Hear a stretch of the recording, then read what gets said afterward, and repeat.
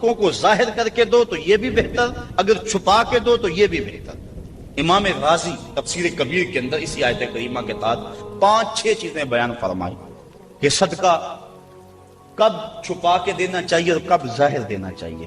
گفتگو وہ لمبی ہے، میں ایک بات عرض کر کے اجازت چاہوں گا اور بات آگے بڑھاؤں گا۔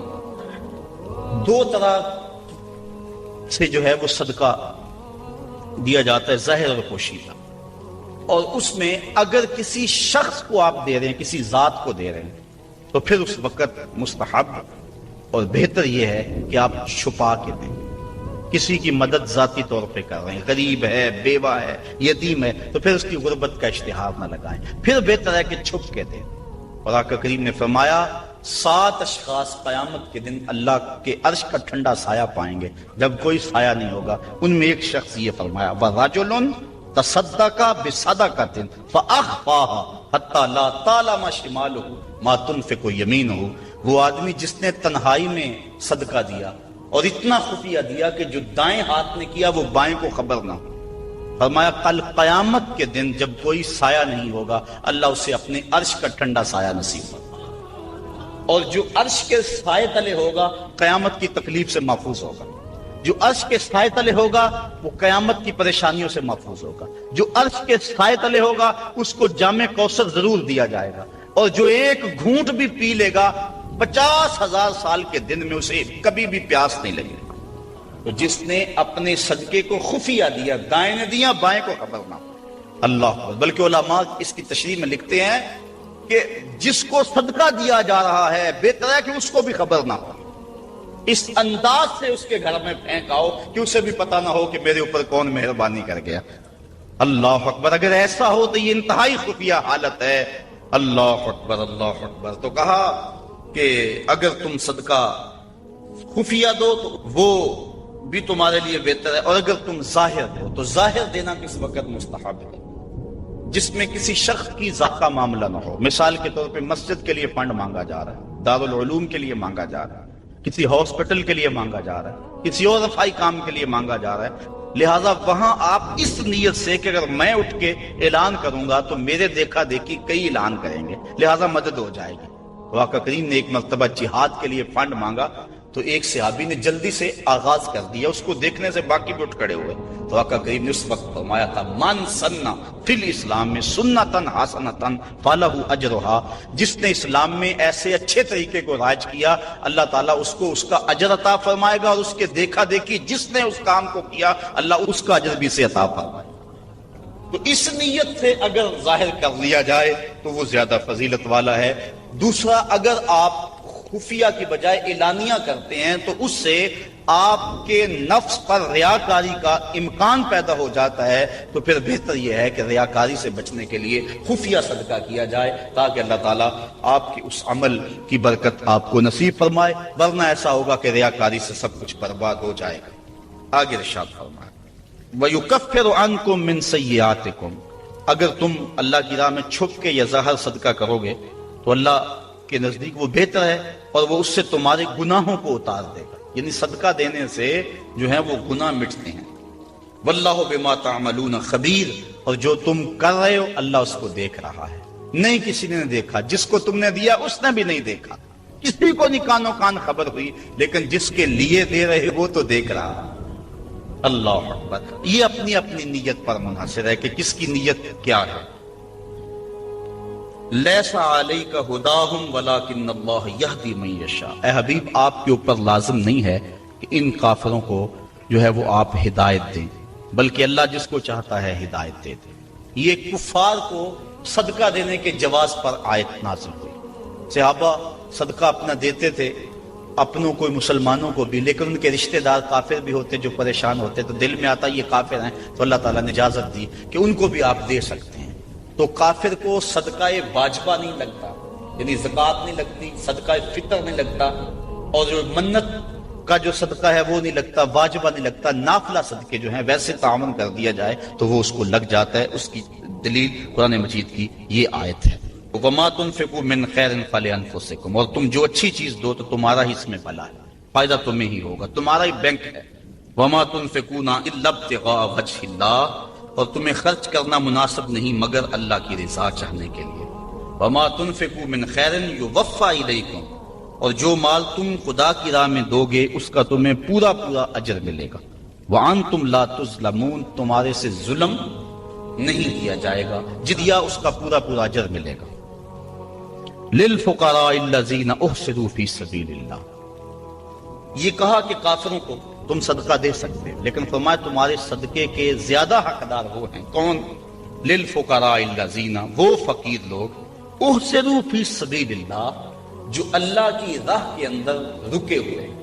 اس سے مراد، احصروا فی سبیل اللہ سے مراد مفسرین نے اصحاب صفہ لیے ہیں۔ یہ 400 کے قریب صحابہ تھے، 300 سے لے کر 400 تک ان کی تعداد مختلف روایات میں آئی ہے۔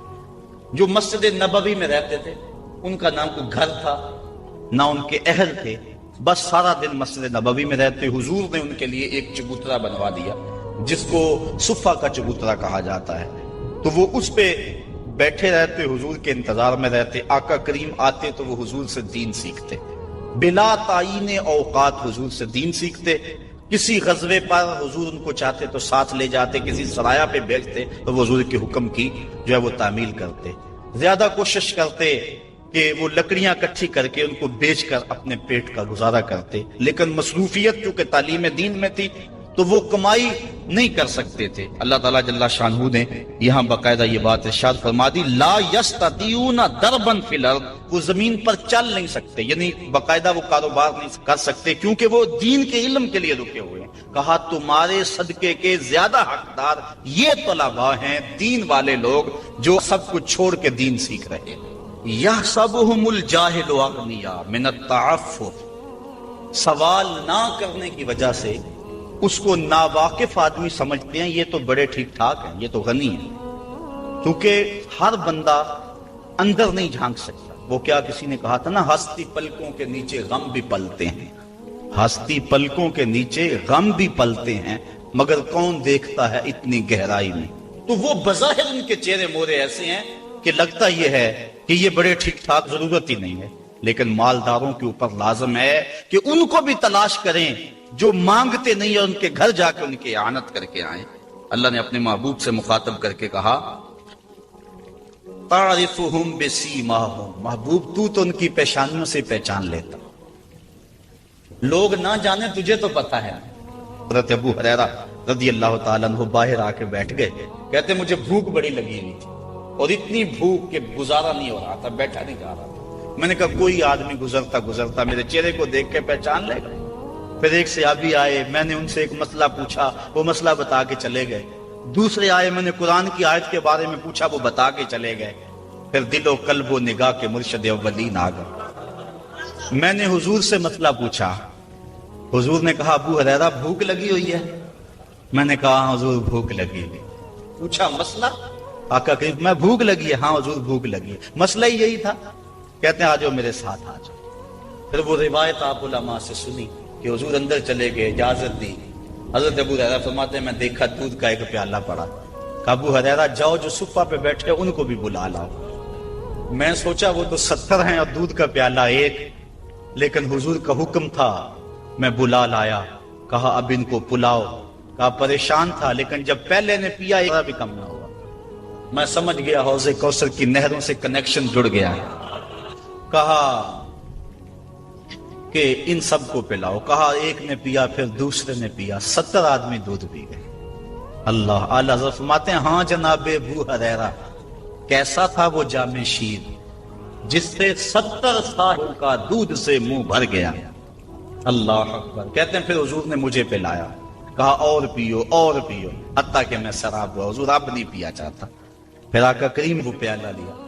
استاذ المکرم فرمایا کرتے تھے یہ تو دیکھتے ہو کہ ایک دودھ کا پیالہ 70 کے لیے کافی ہو گیا، یہ بھی تو دیکھو کونین کا سردار اور 70 کا جوٹا پی رہا تھا۔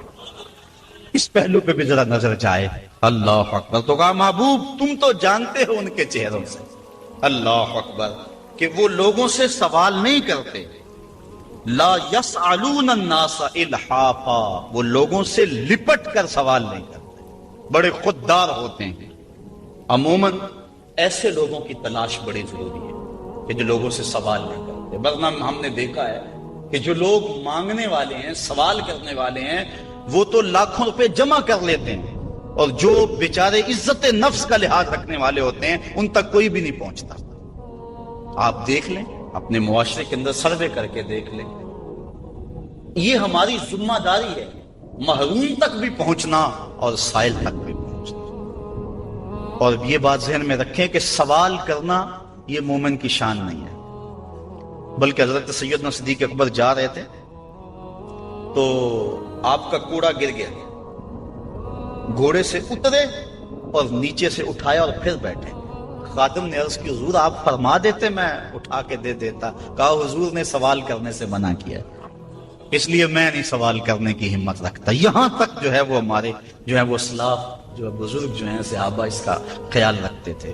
کچھ اعمال ایسے ہیں کہ ان کا سلسلہ ختم ہی نہیں ہوتا، ان میں سے ایک صدقہ جاریہ ہے، اور ایک حدیث میں اس صدقہ جاریہ کی تفصیل موجود ہے، جیسے کسی نے مسجد بنائی، کسی نے نہر کھدوائی، کسی نے کنواں کھدوا دیا، کسی نے قرآن مجید کو لوگوں تک پہنچا دیا، علم کی نشر و توبیع کی۔ تو یہ وہ اعمال ہیں جو صدقہ جاریہ کی صورت میں ہیں اور یہ ختم نہیں ہوتے۔ مجھے اور آپ کو صدقہ کی مختلف صورتیں کو اختیار کرنی چاہیے۔ کھانا کھلانا بھی صدقہ ہے، لباس پہنانا بھی صدقہ ہے، حتیٰ کہ جو کمائی کر کے تم بیوی کے منہ میں رکھتے ہو وہ بھی صدقہ ہے، اپنے بچوں پر جو خرچ کرتے ہو وہ بھی صدقہ ہے، تم نے کھیتی لگائی اور چڑیاں آ کر کے دانے چگ گئیں، اللہ وہ بھی صدقے کے کھاتے میں لکھتا ہے۔ اللہ اکبر۔ تو صدقے کا بہت وسیع مفہوم ہے، کچھ دینے کے لیے نہیں ہے۔ کلمۃ الطیبہ، اچھی بات کر دینا، یہ بھی صدقہ ہے۔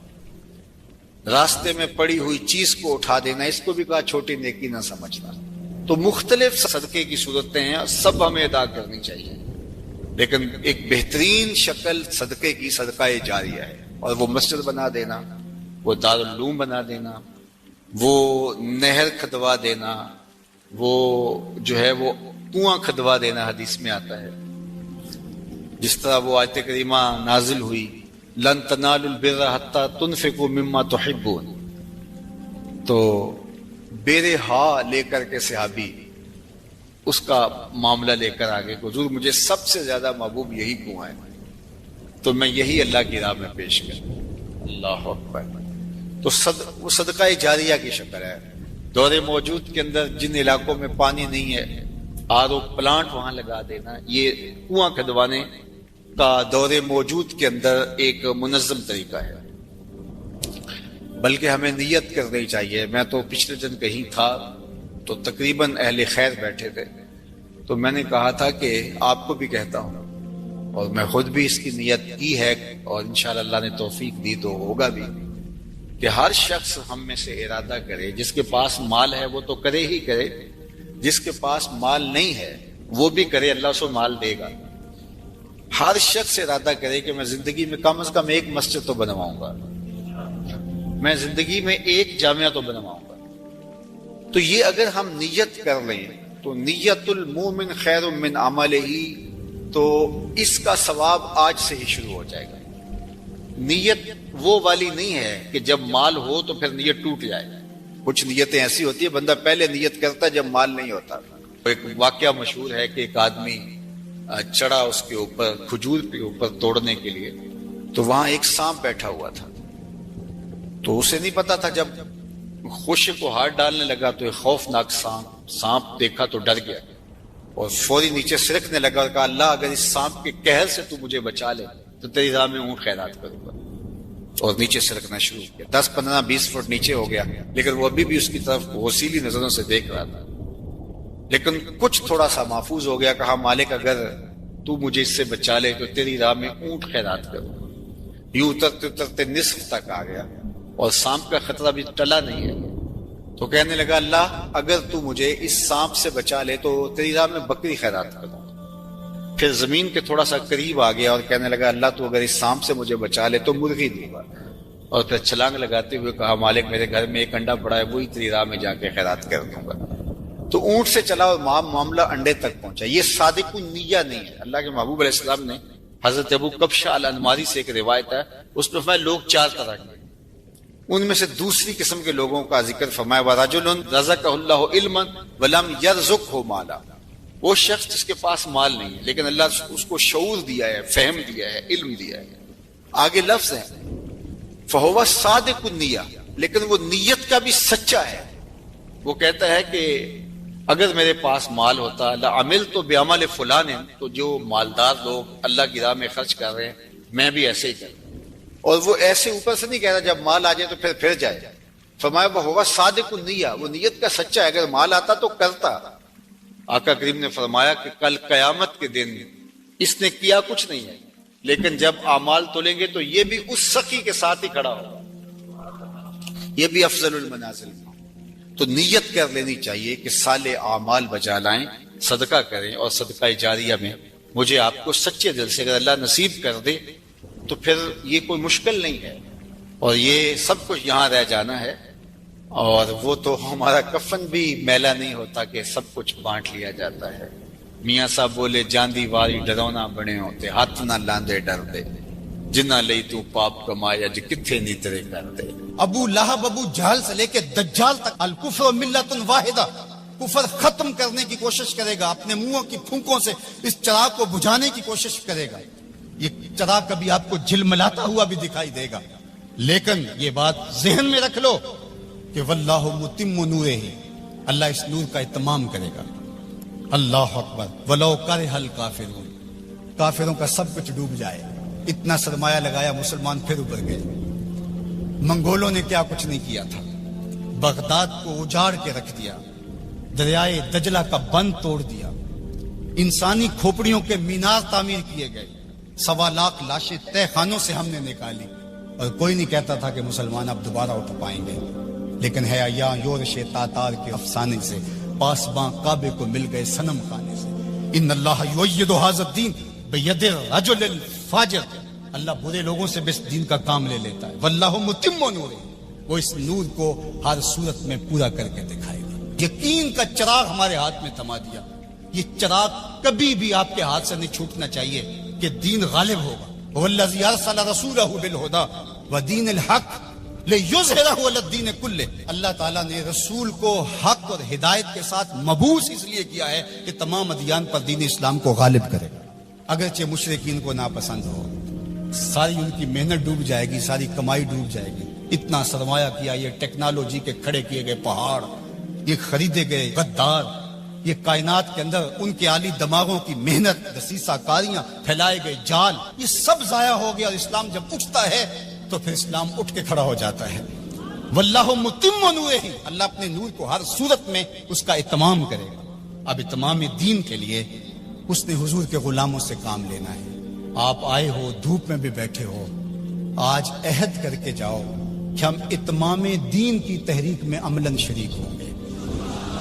اللہ اکبر. اور وہ کس طرح ہوگا؟ اللہ اور اس کے رسول کے ساتھ ہمارا تعلق اگر مضبوط ہوتا ہے تو اتمام دین ہوگا.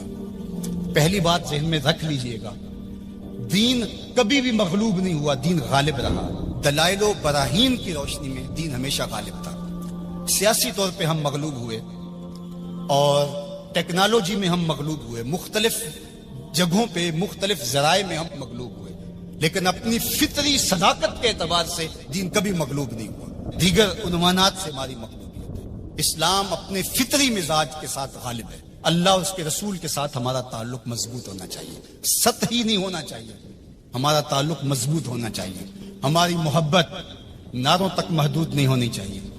ہماری محبت صرف ہمارے لباس اور ہماری وضاحت تک محدود نہیں ہونی چاہیے، بلکہ محبت رسول کا تقاضا یہ ہے کہ ہماری روحیں بھی حضور کی غلام ہونی چاہیے، ہمارا جسم بھی حضور کا غلام ہو. ہمارا طرز زندگی، انداز معاشرت، اٹھنا بیٹھنا، رویے، شادی بیاہ، مرگ، سب کچھ حضور کی غلامی کے سانچے میں ڈلی ہو. دوسرا کام آپ نے جو کرنا ہے وہ کتاب اللہ سے ربط مضبوط کرنا ہے. جتنا مضبوط ربط قرآن سے قائم ہوگا امت اوپر چلی جائے گی. صرف نعروں سے نہیں، صرف باتوں سے نہیں، میری گفتگو سے نہیں، اس اجتماع سے نہیں، آپ نے قرآن سے اپنے ربط کو مضبوط کرنا ہے. کوئی دن آپ کا نہ گزرے قرآن کے بغیر. ہم اپنے ابلاغ کو مؤثر بنائیں، اور یہ صرف مبلغین کے لیے ہی نہیں ہے، یہ ہر شخص ذمہ دار ہے کہ وہ حضور کے دین کے میسج کو آگے منتقل کرے. مؤثر تبلیغ کا انداز ہوگا تو اثر انداز ہوگا. اگر تبلیغ کا انداز مؤثر نہیں ہے تو وہ الٹا نقصان کا سبب ہوگا۔ اخلاق و کردار کی خوبصورتی ہر صورت کے اندر اس امت کو حاصل کرنی ہوگی۔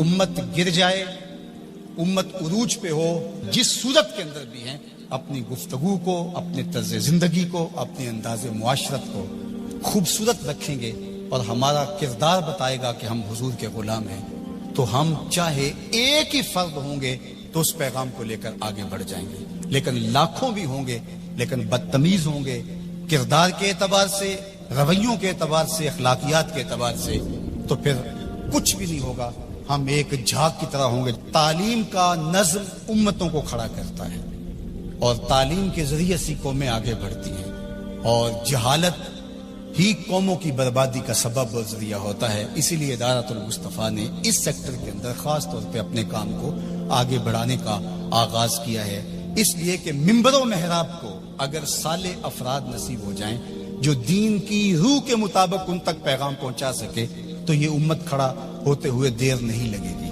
اسی طرح دوسرا کردار والدین کا ہے، تیسرا کردار معلمین کا ہے۔ امت سازی کے عمل میں یہ تین کردار انتہائی اہم ہیں، اور چوتھا کردار دور موجود کے اندر میڈیا کا ہے، جس سے ہم سر دست کوئی توقع نہیں رکھ سکتے، لیکن یہ تین کردار جو ہیں یہ انتہائی اہم ہیں، ان کرداروں کو ہمیں سنبھالنا پڑے گا۔ غلبہ دین کا شوق جنون کی حد تک ہمارے سینے میں موجود ہونا چاہیے، لیکن یہ بات ذہن میں رکھے کہ اگر ہم یہ نہیں کر پاتے تو ہمارے ذمے نہیں ہے، ہمارے ذمے جو ہے وہ کوشش اور محنت کرنا ہے۔ جب انسان یہ طے کر لیتا ہے کہ یہ میں نے کرنا ہی کرنا ہے اور وہ نہیں ہو پاتا تو وہ مایوس ہو جاتا ہے۔ اس لیے غلبہ اگر ہو جاتا ہے تو یہ بہت اچھی بات ہے، بلکہ میں نے یہ بات کئی دفعہ کہی ہے کہ ہمارا کام صفیں سیدھی کرنا ہے، اللہ امام کو بھیج دے گا، لیکن خود اگر ہم کہیں کہ ہم امام بن کے بھی ہم نے بیٹھنا ہے تو پھر گھر کا راستہ بھول گئے، ہم گھر جانے کی جلدی میں پھر ہم راستہ بھول جائیں گے۔ ادارۃ المصطفیٰ ایک مربوط فکر کا نام ہے، اس کے طے شدہ اہداف ہیں، لیکن یہ بات ذہن میں رکھیے گا کہ ہم ایک طوفان سینے میں رکھنے کے باوجود ایسی جلد بازی کبھی نہیں کریں گے جس سے ہمارا راستہ کھوٹا ہو جائے۔ ہم سمجھتے ہیں، اور اس وقت جو دکھ پھیلے ہوئے ہیں، امت جس درد میں مبتلا ہے، ایک وقت تھا اس زمانے میں ہم بھی کہتے تھے کوئی شہر دے لوگ بھی ظالم نے، کوئی سانو مرن دا شوق بھی ہے، وہ شوق فراواں مرنے کا سینے میں موجود ہے، لیکن آج میں یہ بھی کہنا چاہوں گا کہ اے اشک آہستہ بریز کہ غم زیادہ است، اے آنسو ہولے ہولے برسو غم زیادہ ہے، اے شمع آہستہ بسوز کہ شب دراز است۔ رات بہت لمبی ہے، رات بہت تاریک ہے، اس شمع کو بچا بچا کے جلانا ہے، کہیں بجھ نہ جائے یہ چراغ اور آدھی رات اندھیرے میں ڈوب جائے۔ اگر تم چراغ ہدایت ہو، اگر تمہارے دم سے اجالے ہیں، اگر تمہاری وجہ سے اللہ کی مخلوق خیر کی راہوں کو اختیار کر رہی ہے، اگر تم امت کی ضروریات کو سمجھنے کی صلاحیت رکھتے ہو تو پھر ہولی ہولی جلو، اس لیے کہ شب دراز است، رات بہت لمبی ہے، اس لیے ہولے ہولے آہستہ آہستہ منزل کی طرف بڑھتے جاؤ۔ ہاں اٹھنے والا قدم رہے منزل کی طرف، چونٹی کی چال پہ بھی چلو گے تو منزل پہ پہنچ جاؤ گے۔ امت کے تصور کو ہمیشہ اجاگر رکھنا، حضور کی امت بن کے رہنا۔ آپ اپنی شناخت کو، آپ کی علاقائی شناخت ہے، آپ کی مسلکی شناخت ہے، آپ کی خاندانی شناخت ہے، آپ کی جو بھی شناختیں ہیں ان شناختوں کو باقی رکھو۔ میں ان شناختوں کا انکار نہیں کرتا، لیکن آپ کا تعارف امت کے حوالے سے آگے بڑھنا چاہیے، اور امت یہ ایک آفاقی تصور ہے کہ جو آپ کو کھڑا کر دے گا اور آقا کریم علیہ السلام کی تسکین قلب کا سبب اور ذریعہ بنے گا۔ جب علماء مشائخ ایک دوسرے کے جبے ادھیڑ رہے ہوتے ہیں، منبر رسول جو حضور کا دیا ہوا ہوتا ہے اس پہ ایک دوسرے کو کافر کہہ رہے ہوتے ہیں، اور کسی کو کافر کہنے پہ جشن منا رہے ہوتے ہیں، اور ان کی پگڑیاں ادھیڑ کے اس کی دھجیاں بکھیر رہے ہوتے ہیں اور اس پہ رقص کر رہے ہوتے ہیں، گنبد خضرا میں رسول اللہ کو کتنی تکلیف ہوتی ہوگی۔ تو اس لیے امت بن کے رہو، بکھر کے نہ رہنا۔ سیاسی شعور اچھی طرح سے آپ کے اندر ہونا چاہیے۔ ہم انتخابی سیاست سے گریز اس لیے کرتے ہیں کہ اس کا نتیجہ ہماری آنکھوں کے سامنے ہے کہ 70 سال میں کچھ نہیں ملا، تو آئندہ ہم جو میسر ہے وہ ہم جو کر رہے ہیں وہ بھی کیوں چھوڑ بیٹھیں؟ اس لیے کہ جو میں کر رہا ہوں اس سے حقیقی سیاسی شعور پیدا ہوگا، رجال کار پیدا ہوں گے، افراد سازی کے عمل سے ہم گزر رہے ہیں۔ وہ ایک زمانے میں مجھے کسی نے کہا کہ آپ ضرور آئیے، اور بڑی ہی محبت کا اظہار کیا اور بہت سبز باغ بھی دیے۔ تو میں نے ان کو پیر نصیر الدین علیہ رحمہ کا ایک قول سنایا کہ ایک زمانے میں ان کو وقت کے ایک حکمران نے کہا کہ جناب آپ آئیے، ہم آپ کو وزیر بنانا چاہتے ہیں۔ تو انہوں نے ہنس کے کہا میں بادشاہ تو مجھے وزیر بنانا چاہنا ہے۔ اس لیے ہم انتخابی سیاست کا کوئی عملی نتیجہ نہیں دیکھتے۔ اور اگر آپ سوشل میڈیا اور الیکٹرانک میڈیا دیکھتے ہیں تو آج کل جو ہاہاکار مچی ہے، جو اندھیر نگری ہے، جو لہجوں کی عجیب بدبو پھیلی ہوئی ہے، تو کیا کوئی یہ پسند کرتا ہے کہ میں بھی جا کے اس ماحول میں کھڑا ہو جاؤں؟ اور اگر کوئی کہتا ہے نہیں جناب آپ صاف سیاست کیجئے، تو میاں یہ صاف سیاست کا تو ماحول پیدا کر رہے ہیں، یہ رجال کار ہی تو پیدا کر رہے ہیں۔ باقی یہ آرزو کہ آپ آئیں، میاں میری یہ آرزو نہیں ہے کہ میں آؤں، وہ ماحول پیدا کرنا چاہتا ہوں کہ کوئی آئے، اس کے لیے کوئی بنیادیں تو کھود جائے، کوئی راستے کے اندر سے پتھر تو ہٹا دے۔ سب نے یہ کہا کہ میں آؤں گا، لیکن راستے کے اندر پتھر پڑے تھے۔ ہمارا مشن ان پتھروں کو ہٹانا ہے، راستے ہموار کرنا ہے، اور ہم نے دیر تک اس کام کی طرف جانا ہے۔ اے شمع آہستہ بسوز کہ شب دراز است، اے اشک آہستہ بریز کہ غم زیاد است۔ سینوں میں طوفان ہے، کل بھی کل مرجل، میرا سینہ جل رہا ہے ہنڈیوں کی طرح، میرا بھی جی چاہتا کسی دیوار سے ٹکرا جاؤں۔ ان حالات میں کیا کوئی دیکھ سکتا ہے کہ رسول اللہ کی امت کاٹی جا رہی ہو، بچے ذبح کیے جا رہے ہو فلسطین میں، کشمیر میں؟ لیکن کیا اس کا علاج میرے پاس سیاست کے میدان میں چھلانگ لگا دینی ہے، جہاں ٹانگیں تڑوا بیٹھوں اور جو میسر ہے وہ بھی نہ کر سکوں؟ میں جو کرتا ہوں میں شعوری طور پہ کھڑا ہوں، میں جہاں کھڑا ہوں دلیل سے کھڑا ہوں، میں جہاں کھڑا ہوں میں پورے تیقن کے ساتھ کھڑا ہوں، منزل اور ہدف میری نگاہوں کے سامنے ہے، میں آہستہ آہستہ بڑھتا چلا جاتا ہوں، لیکن منزل کی طرف میری سیر ہے۔ ہمارا نرم رو قاصد پیام زندگی لایا، ہمارا نرم رو قاصد پیام زندگی لایا، خبر دیتی تھی جن کو بجلیاں وہ بے خبر نکلے۔ تو ہم بجلی کی طرح کوند کر کے ہم شعلہ نہیں بنیں گے، ہم شمع بنیں گے۔ لوگ کہتے ہیں شعلہ بن جاؤ، شعلہ بننا بھی یہ آگ کا مزاج ہے، اور شمع بننا بھی آگ کا مزاج ہے، لیکن ہم شعلہ بننے کا مزاج نہیں رکھتے، ہم شمع بننے کا مزاج رکھتے ہیں۔ اے شمع آہستہ بسوز کہ شب دراز است، اے اشک آہستہ بریز کہ غم زیاد است۔ کمایا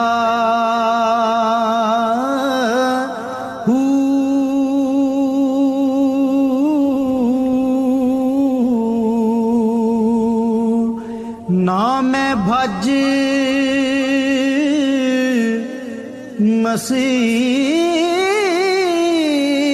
مسیتی وڑیا نا تسبا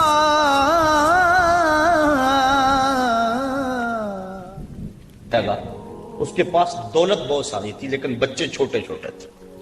اس نے تھیلے کے اندر سونا ڈالا کہ یہ کسی کے سپرد کر جاؤں کہ میرے بچے بڑے ہوں تو ان کو دے دے۔ سوچا غریب کو دیا تو وہ سنبھال نہیں سکے گا، بچوں کو دیا تو وہ ضائع کر دیں گے۔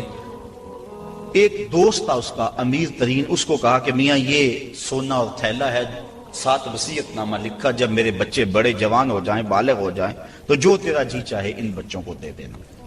یہ اس نے وصیت کی اور وہ سب کچھ اس کے سپرد کیا۔ بچے جوان ہوئے، اس نے لوگوں کو بلایا، بچوں کو بلایا، سونا تھیلا سب کچھ سامنے رکھا، وصیت نامہ پڑھا۔ ان کے باپ نے جب مرتے ہوئے مجھے یہ سونا تھیلے میں ڈال کر دیا تو ساتھ یہ وصیت نامہ لکھ کر دیا کہ جب میرے بچے جوان ہوں گے جو تیرا جی چاہے بچوں کو دے دے۔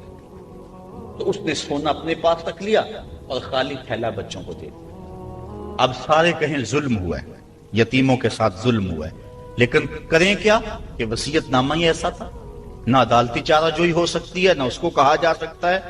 سارے کہیں ظلم ہوا، علماء سے پوچھا کہا ظلم ہوا، لیکن کیا کہا جا سکتا ہے؟ وصیت نامہ کے اندر بات ہی ایسی تھی کہ اس نے زیادتی کی ہے اور سب کچھ خود رکھ لیا۔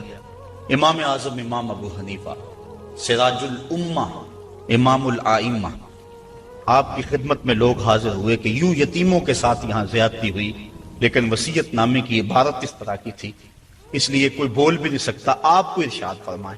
کہا دوبارہ سب لوگوں کو جمع کر لو، اسے بھی بلا لو، بچوں کو بھی بلا لو۔ بلا لیا گیا، کہا میاں وصیت نامہ پڑھو۔ وصیت نامہ پڑھا گیا کہ یہ سونا ہے، تھیلے میں ڈال کے تجھے دے رہا ہوں، جب میرے بچے جوان ہو جائیں گے جو تیرا جی چاہے وہ بچوں کو دے دینا۔ آپ نے فرمایا پھر پڑھو، اس نے پھر پڑھا۔ کہا اب تم بتاؤ تمہارا جی سونے کو چاہ رہا ہے یا تھیلے کو چاہ رہا ہے؟ اس نے کہا میں تو سونا رکھنا چاہتا ہوں۔ کہا وصیت نامہ پڑھو، وصیت میں ہے جب بچے جوان ہوں گے جو تیرا جی چاہے وہ بچوں کو دے دے۔ اب تیرا جی تو سونے کو چاہ رہا ہے، اور وصیت میں لکھا بھی یہ ہے کہ جو تیرا جی چاہے وہ بچوں کو دے دے، لہذا سونا دینا، بچوں کو تھیلا رکھ خود۔ تو امام اعظم نے اس طرح ان یتیموں کی مدد فرمائی تو کہا لن تنالوا البر حتی تنفقوا مما تحبون، تم اتنی دیر تک نیکی کی حقیقت کو نہیں پہنچ سکتے جب تک اس کو تم اللہ کی راہ میں خیرات نہ کرو جس کو تم خود پسند کرو۔ اللہ مما تحبون، تو انسان اس کو راہ خدا میں خیرات کرے جس کو خود پسند کرتا ہے۔ اور آگے فرمایا وَعَلَمُوا، اور جان لو ان اللہ غنی حمید، اللہ غنی بھی ہے اور سراہا ہوا بھی ہے، اسے تمہارے مالوں کی ضرورت نہیں ہے، وہ ان غریبوں کو خود بھی تو دے سکتا تھا نا، تمہاری ڈیوٹی لگائی کہ تم دینا، تو خود بھی تو دے سکتا تھا، لیکن یہ تمہاری آزمائش، ان کی آزمائش اور تمہاری آزمائش۔ اب دیکھتے ہیں کون اپنی آزمائش میں پورا نکلتا ہے۔ الشیطان یعدکم الفقر ویامرکم بالفحشاء، شیطان تمہیں اندیشہ دلاتا ہے محتاجی کا، اگر تم نے اللہ کی راہ میں دیا تو تم محتاج ہو جاؤ گے، تمہارے پاس اتنی دولت نکل جائے گی۔ وَيَأْمُرُكُمْ بِالْفَحْشَاءِ، اور تمہیں بے حیائی کا حکم دیتا ہے۔ بے حیائی سے یہاں مراد علماء تفسیر فرماتے ہیں بخل ہے، کنجوسی ہے، اور کنجوسی کو بے حیائی اس لیے کہا گیا کہ اس سے بڑی کیا بے حیائی ہوگی کہ غریب نانے شبینہ کو ترستا ہو اور امیر دولت کو سنبھال کے بیٹھ جائے، یہ بے حیائی نہیں ہے تو اور کیا ہے؟ وہ کیا کسی نے کہا تھا گندم امیر شہر کی ہوتی رہی خراب، بچی مگر غریب کی فاقوں سے مر گئی۔ تو اس سے بڑی بے حیائی کیا ہوگی کہ ایک گھر میں گھی کے چراغ جلتے ہوں، ایک گھر کے اندر فضول خرچیوں پر مال لنڈھائے جا رہے ہوں، اور دوسری طرف بیوہ کی یتیم بچیاں گھر میں بوڑھی ہو رہی ہیں، اور کوئی ان کا رشتہ قبول نہ کرتا ہو کہ ان کے پاس دینے کے لیے کچھ نہیں ہے، اور ہم پیسے اڑا دیں اپنے نفس کی خواہش کے لیے جو ہے وہ لاکھوں روپے خرچ کریں اور اپنی گلی میں ان غریبوں اور یتیموں کا لحاظ نہ رکھیں، تو اس سے بڑی بے حیائی اور کیا ہو سکتی ہے؟ اللہ تعالیٰ نے بخل کو جو ہے وہ فحشاء کے ساتھ تعبیر کیا کہ شیطان تمہیں بے حیائی کا حکم دیتا ہے۔ واللہ یعدکم مغفرۃ منہ وفضلا، اور اللہ تمہیں مغفرت کا اور اپنی جناب سے فضل کا وعدہ دیتا ہے۔ تم اس کی راہ میں خرچ کر کے تو دیکھو وہ تمہارے گناہوں کو معاف کر دے، اور جب تم اس کی راہ میں خرچ کرو گے تو اس کا فضل ہوگا، یعنی تمہارا مال کم نہیں ہوگا۔ عقل یہی کہتی ہے، شیطان بھی یہی وعدہ دیتا ہے، اور اکاؤنٹنٹ سے پوچھو تو وہ بھی کہتا ہے کہ اتنے خرچ کرو گے تو اتنے کم ہوں گے، کیلکولیٹر بھی یہی حساب دیتا ہے، لیکن اللہ کہتا ہے میں وعدہ دیتا ہوں فضل کا، تم خرچ کر کے دیکھو تمہارے مال بڑھا دوں۔ اور میں ایک مثال دیا کرتا ہوں، پرانے دور میں یہ ہم نے بھی دیکھا ہوا دور کہ کنویں سے پانی نکال کر کھیتوں کو ہم سیراب کیا کرتے تھے، پھر دیکھتے دیکھتے ٹیوب ویل آ گئے تو ان سے پانی ہم اپنے کھیتوں کو دینے لگے۔ وہ جو کنویں تھے ان کو باقاعدہ بند نہیں کیا، لیکن اب کہیں کوئی پرانا کنواں ہو تو وہاں جا کر دیکھو، ایک تو پانی بہت نیچے جا چکا ہے، دوسرا ڈول ڈال کر نکالو گے تو گندا ہو چکا ہے، سونگو گے تو بدبودار ہو چکا ہے۔ پانی وافر تھا، شفاف تھا، کثیر تھا، پاکیزہ تھا، لیکن اب وہی پانی نیچے بھی چلا گیا، نہ اس کی فراوانی رہی، نہ اس کی تازگی رہی، نہ اس کا وہ شفاف پن رہا۔ کیوں؟ اس لیے کہ جب وہ کنواں اپنا فیض باہر دیتا تھا نیچے سے سوتے پھوٹتے تھے، جتنا لٹاتا تھا اللہ اور دے دیتا تھا، جب اس نے باہر دینا چھوڑ دیا اللہ نے اس کو عطا کرنا چھوڑ دیا۔ اس لیے اس کی راہ میں دیتے جاؤ گے، اللہ خزانوں کے منہ تمہارے لیے کھول دے گا، تمہارے مال میں خدا کی راہ میں دینے سے کبھی کمی نہیں آئے۔ اگر کسی کا مال کم ہوا ہے کاروبار لوگوں کے دیکھیں ہم نے، بڑے بڑے کاروبار اس میں ختم ہو جاتے ہیں.